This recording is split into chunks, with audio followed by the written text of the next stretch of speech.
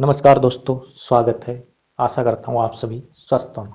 दोस्तों, आज की हमारी क्लास है शिक्षा मनोविज्ञान, क्लास संख्या 4, एजुकेशनल साइकोलॉजी। दोस्तों, बात करें हम शिक्षा की। शिक्षा क्या है? तो शिक्षा एक लगातार चलने वाली प्रक्रिया है, यानी जन्म से लेकर मृत्यु तक शिक्षा क्या है? लगातार चलती रहती है। शिक्षा शब्द की उत्पत्ति की बात करें तो यह संस्कृत की किस धातु से? शिक्ष धातु से बना है। शिक्षा शब्द की उत्पत्ति संस्कृत की शिक्ष धातु से हुई है।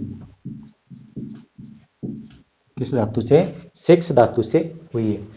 इसका अर्थ होता है ज्ञान प्राप्त करना। ज्ञान प्राप्त करना। शिक्ष का अर्थ क्या होता है? ज्ञान प्राप्त करना। शिक्षा को अंग्रेजी में क्या कहते हैं? एजुकेशन। एजुकेशन कहते हैं। शिक्षा को अंग्रेजी में एजुकेशन कहते हैं। दोस्तों, एजुकेशन शब्द की उत्पत्ति लैटिन भाषा के एजुकेटम शब्द से हुई है।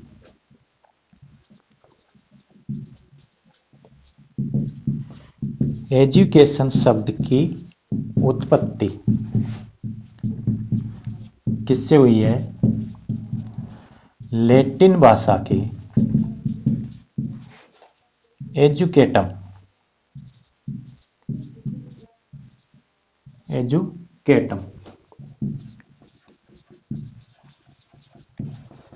किस शब्द से हुई है? एजुकेटम शब्द से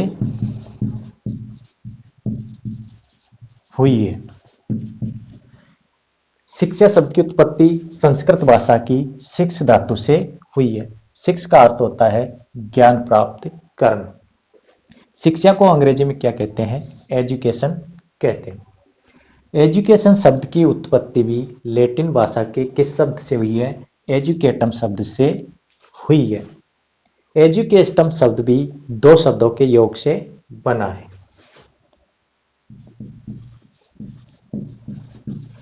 एजुकेटम शब्द भी दो शब्दों के योग से बना है।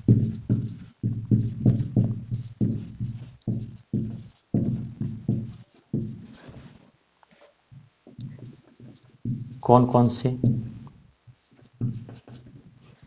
एजुकेटम शब्द भी दो शब्दों के योग से बना है। E plus Duco, DUCO। किन दो शब्दों से बना है?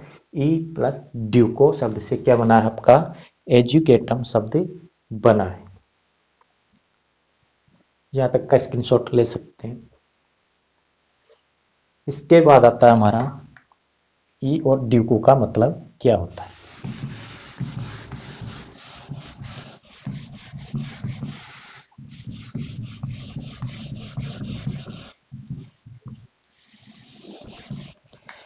एजुकेटम शब्द भी दो शब्दों के योग से बना है, ई और ड्यूको शब्द, जिसमें ई का अर्थ होता है अंदर से। ई का अर्थ तो क्या होता है? अंदर से। और ड्यूको का अर्थ होता है, ड्यूको का अर्थ क्या होता है? बाहर निकालना या विकास करना। बाहर निकालना या विकास करना।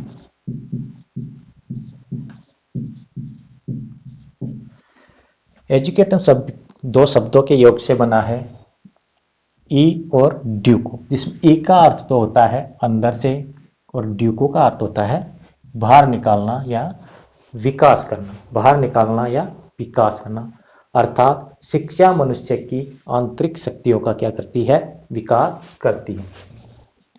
अतः शिक्षा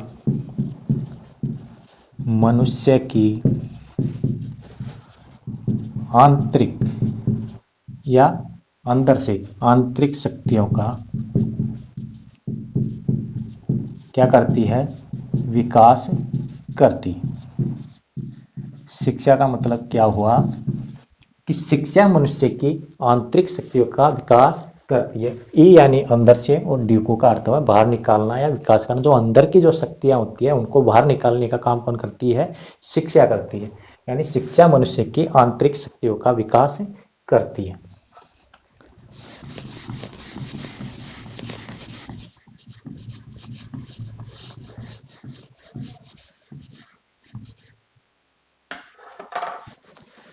अब बात आती है एजुकेटम शब्द।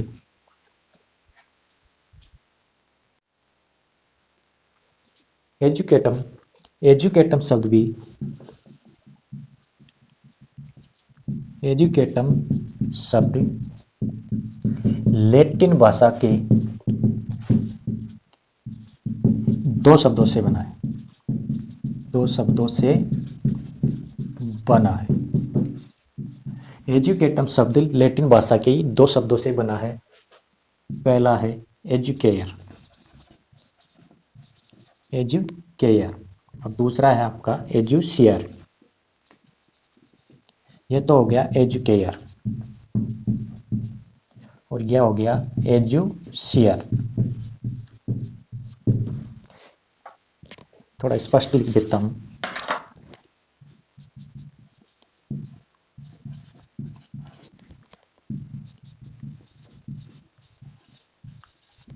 एजुकेयर और एजुशियर, मीनिंग में CAR केयर और CERE शेयर। एजुकेयर और एजुशियर। एजुकेयर का अर्थ होता है देखभाल करना, देखभाल करना या पालन पोषण करना।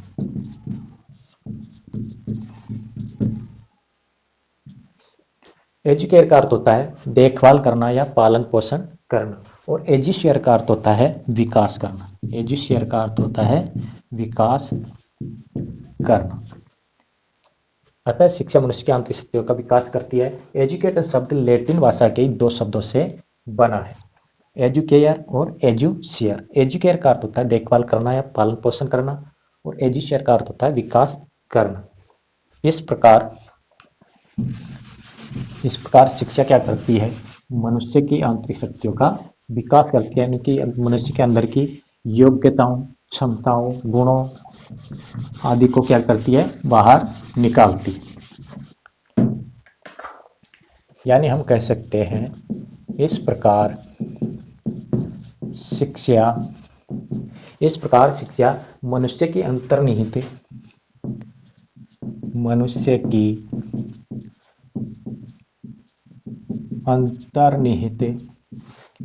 शक्तियों,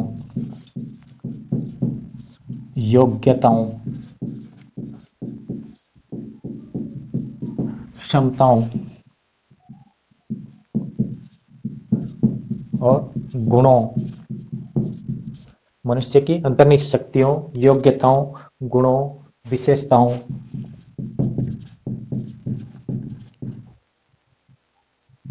विशेषताओं तथा लक्षणों का क्या करती है? विकास करती है।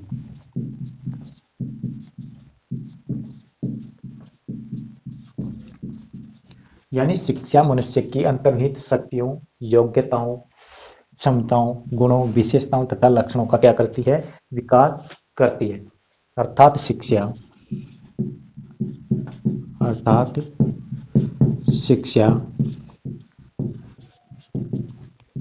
मनुष्य के व्यवहार का शुद्धिकरण या परिमार्जन करती है। क्या करती है? परिमार्जन करती है।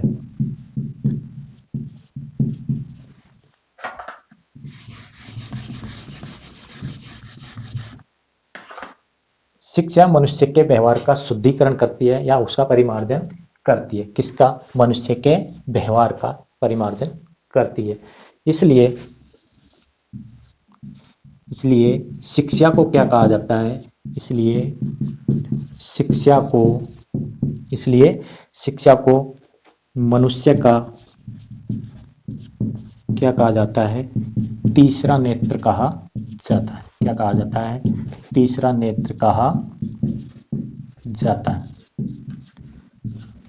इसलिए शिक्षा को मनुष्य का तीसरा नेत्र कहा जाता है। यानी ज्ञानम मनुष्य से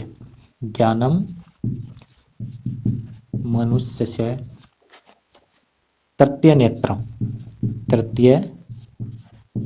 नेत्रम, यानी शिक्षा को मनुष्य का तीसरा नेत्र कहा जाता है। ज्ञानम मनुष्य से तृतीय नेत्रम। इसके बाद आती है हमारी, स्क्रीनशॉट ले सकते हैं आप। इसके बाद आती है शिक्षा की परिभाषाएं। किसने शिक्षा की क्या परिभाषाएं दी है?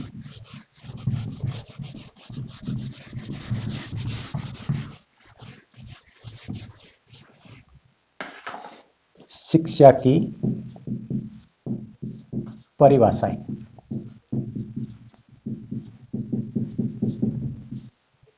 सबसे पहले हम बात करें महात्मा गांधी के अनुसार। महात्मा गांधी जी के अनुसार शिक्षा की क्या परिभाषा है? महात्मा गांधी जी के अनुसार शिक्षा की क्या परिभाषा? उन्होंने कहा कि मैं शिक्षा का अर्थ बालक के सर्वांगीण विकास से समझता हूं। मैं शिक्षा का अर्थ बालक के सर्वांगीण विकास से समझता हूं।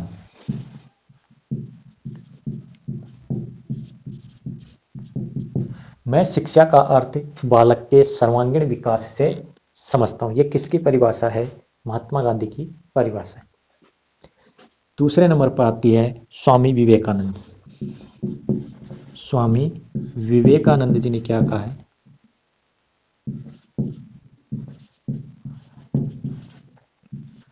स्वामी विवेकानंद कहते हैं शिक्षा को बालक की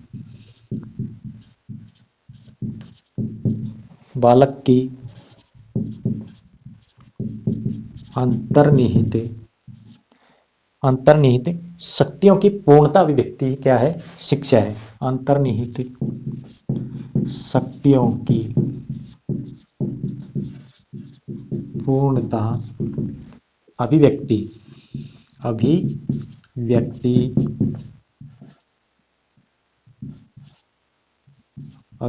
ही शिक्षा है। स्वामी विवेकानंद के अनुसार बालक की अंतर्निहित शक्तियों की पूर्णता अभिव्यक्ति क्या है? शिक्षा है। तीसरे नंबर पर आता है हमारा फ्रोबेल के अनुसार। फ्रोबेल ने शिक्षा के बारे में क्या कहा है कि शिक्षा एक लगातार या सतत चलने वाली प्रक्रिया है। शिक्षा एक लगातार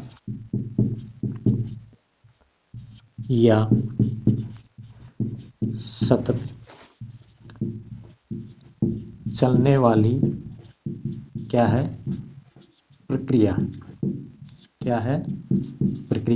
है। शिक्षा एक लगातार या सतत चलने वाली प्रक्रिया है जिसके आधार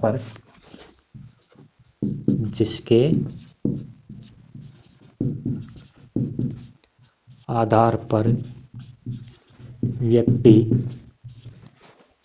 अपना क्या करता है? विकास करता है।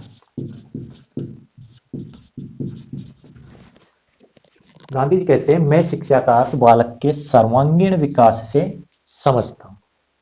वहीं पर स्वामी विवेकानंद जी कहते हैं बालक की अंतर्निहित शक्तियों की पूर्णता अभिव्यक्ति ही क्या है? शिक्षा है। फ्रोबेल के अनुसार शिक्षा एक लगातार या सतत चलने वाली प्रक्रिया है जिसके आधार पर व्यक्ति अपना क्या करता है? विकास करता है।